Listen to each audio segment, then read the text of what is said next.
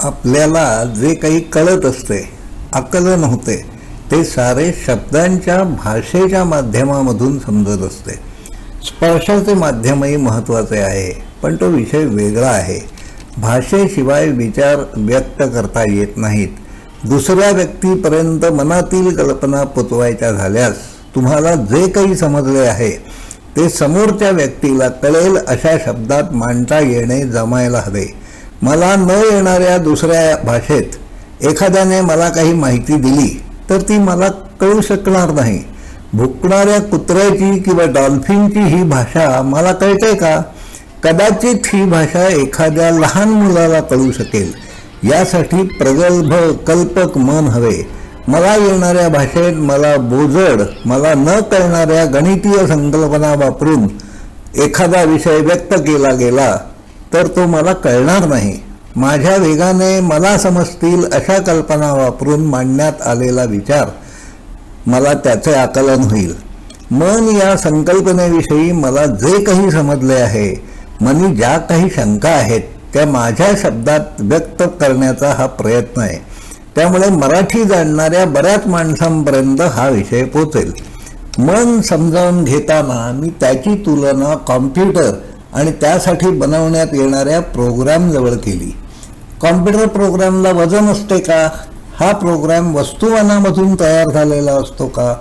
पेनड्राईव्हमधून विशिष्ट माहिती प्रोग्रॅम जेव्हा संगणकात भरला जातो तेव्हा संगणकाचे वजन वाढते का? पेनड्राईव्हचे वजन कमी होते का? या विषयाशी संबंधित असणाऱ्या काही जाणकारांना, अभ्यासू व्यक्तींना मी हा प्रश्न विचारला. मला दोन टोकाची परस्पर विरोधी उत्तरे मिळाली.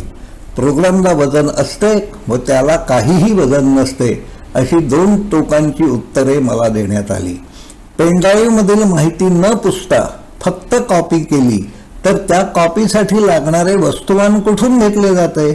ती कॉपी करताना पेनड्राईव्हचे वजन कमी होईल का? माझ्या प्रश्नाचे समाधानकारक उत्तर मला अद्यापही मिळालेले नाही. या संदर्भात आपल्याला काही माहिती आहे का? या विषयातील काही जाणकारांची नावे आपल्याला सुचवता येतील का? या संदर्भात विश्वास कोणावर ठेवायचा हा प्रश्नच आहे.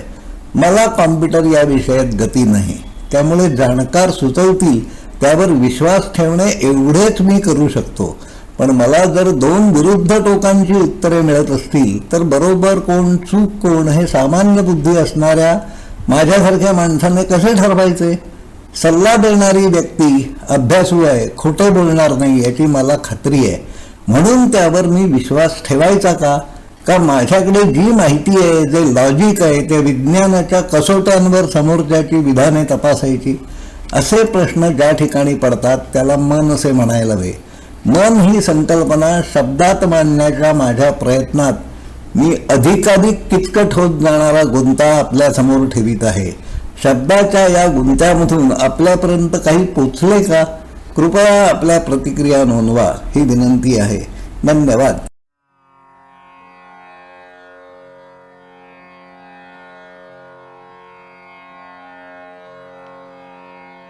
Yeah.